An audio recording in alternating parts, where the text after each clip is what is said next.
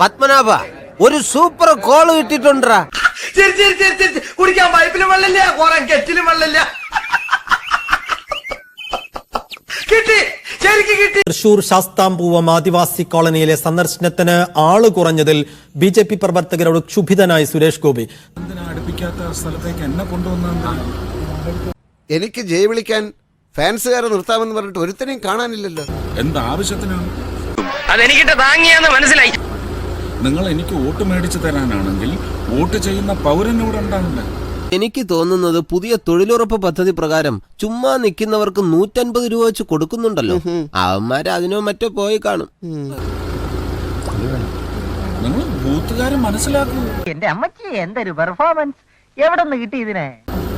നമ്മൾ യുദ്ധത്തിനല്ല ഇറങ്ങിയിരിക്കുന്നത്, നമ്മൾ അവർക്ക് നേട്ടം ഉണ്ടാക്കാനാണ് ഇറങ്ങിയിരിക്കുന്നത്. എന്ത് വിടലാണ് ഇയാള്? ഇപ്പം കുറച്ച് വിടല് കൂടിയണല്ലേ?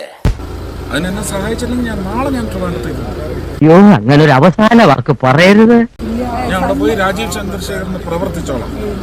നീ അപ്സെറ്റ് ആവാതിരിക്കുക. എങ്ങനെയാണോ അപ്സെറ്റ് ആവാതിരിക്കുക? ഒരു താല്പര്യമില്ല. ഇനി ഇതുപോലെ കാണിക്കൂ സത്യമായിട്ടും. അങ്ങനെയാണെങ്കിൽ ഞാൻ നിന്റെ സദാശിവ മാമന്റെ അടുത്ത് വിളിച്ചു പറയും. സത്യമായിട്ടും കാണിക്കൂല, പറയല്ലേ മാമനോട്. എന്നെ തല്ലോട്ടാ. ഭയങ്കര കഷ്ടമാണ് കേട്ടോ. അത്രയ്ക്കും വേണ്ടായിരുന്നു. അങ്ങേലെ മുത്തി മുക്കിലിരിക്കണ കണ്ടിട്ട് ഇങ്ങേലെ മുത്തിയും മുക്കിലിരിക്കണ കാണണമെന്ന് പറഞ്ഞ വലിയ പാടാണ്. തളരരുത് രാമൻകുട്ടി, തളരരുത്. കലാകാരനല്ലാത്തവരെ സമൂഹം അംഗീകരിക്കില്ല. അതെ, തോട്ടേട്ടാ.